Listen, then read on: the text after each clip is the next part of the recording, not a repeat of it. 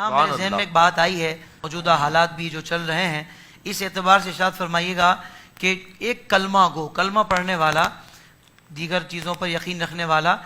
وہ اگر معاذ اللہ سیدنا صدیق اکبر رضی اللہ تعالیٰ عنہ کی توہین کا مرتکب ہوتا ہے یا آپ کی صحابیت کا انکار کرتا ہے تو کیا وہ صاحب ایمان رہے گا؟ یہ جو سوال ہے یہ تمام عالم اسلام کے جتنے علماء ہیں انہوں نے جو تحریرات کی ہیں جی ان سب نے لکھا ہے کہ صدیق اکبر رضی اللہ تعالیٰ عنہ آپ کی جو صحابیت ہے نا یہ قرآن سے منسوس ہے، قرآن سے منسوس۔ ہاں، جو آپ کی صحابیت کا انکار کرے سمجھو وہ قرآن کا انکار کرتا ہے، اور جو قرآن کا انکار کرتا ہے وہ کافر ہوتا ہے۔ یہ سن لیں، صدیق اکبر کی صحابیت کا منکر کافر ہوتا ہے، یہ بات یاد رکھ لیں۔ اچھا، رہ گئی بات توہین کرنے کی،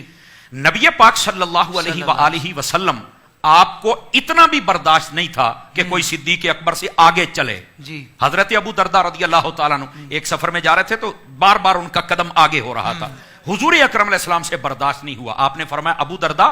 دیکھتے نہیں ہو تم کس کے آگے چل رہے ہو؟ تو کہا حضور میں بالکل احتیاط کرتا ہوں، اور ساتھ ہی فرمایا یہ ہیں ابو بکر، یہ سورج دیکھ رہے ہو؟ جی آقا۔ فرمایا جب سے یہ نکلا ہے اور جب تک نکلتا رہے گا اس نے میرے ابو بکر جیسا دیکھا ہی نہیں ہے۔ اللہ اکبر، ابو بکر جیسے پر نہ طلوع ہوا ہے نہ غروب ہوا ہے، فرمایا اس کے آگے کبھی نہ چلنا۔ سبحان اللہ، نبی پاک کو تو اتنا برداشت نہیں کوئی آگے چلے، اللہ، بلکہ آقا صلی اللہ علیہ وسلم جب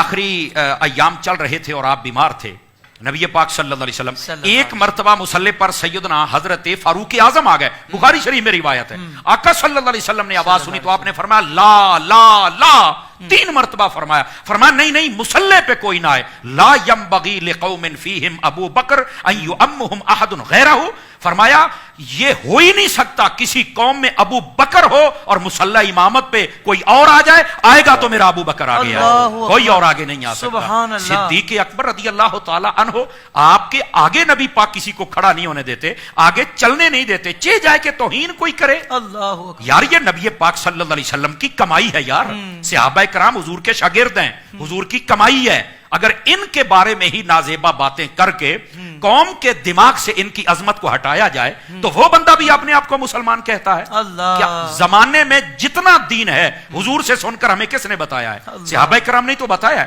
تم صحابہ کرام کو مشکوک بنا رہے ہو۔ نبی پاک صلی اللہ علیہ وسلم کی یہ تعلیمات نہیں ہے، اسی واسطے آقا علیہ السلام نے فرمایا اذا رأیتم الذین یسبون اصحابی فقولوا لعنت اللہ علی شرکم، فرمایا جب کوئی صحابہ کرام کو گالی دے اور تم دیکھو تو کہو اللہ تیرے شر کے اوپر لعنت کرے۔ اور یہاں میں یہ بات کہہ دوں، جو صحابہ کا دشمن ہوتا ہے اس پہ اتنی لعنت برستی ہے کہ اس کا چہرہ بتاتا ہے کہ یہ لعنتی کا چہرہ ہے، عاشقوں کے چہرے بتا دیتے ہیں کہ یہ عاشقوں کا چہرہ ہے۔ اور صدیق اکبر کوئی عام ہستی نہیں ہے، یہ وہ ہیں جن کے بارے میں نبی پاک علیہ السلام نے فرمایا، الوفا کے اندر یہ بات موجود ہے، فرمایا میں ابو بکر و عمر ایک ہی مٹی سے، یعنی جب انسان پیدا ہوتا ہے تو اس کے جسم میں ایک عنصر ہوتا ہے نا مٹی کا جہاں سے لیا جاتا ہے، جس مٹی سے انسان لیا جائے وہیں دفن ہوتا ہے، منہا خلقناکم وفیہا نعیدکم ومنہا نخرجکم تارۃ اخری، اس کی تفسیر میں بھی علماء نے لکھا ہے، فرمایا میں ابو بکر و عمر ایک ہی مٹی سے ہمارا عنصر لیا گیا تھا اور ایک ہی میں ہم دفن ہوں گے۔ تو میں نے کہا جناب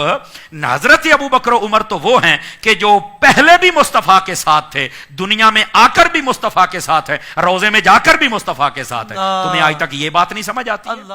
اعتماد اور بھروسے کے 18 سال اویس مرحبا کیٹرنگ، کیونکہ صرف کوالٹی ہی نہیں کوانٹٹی بھی ہماری پہچان ہے۔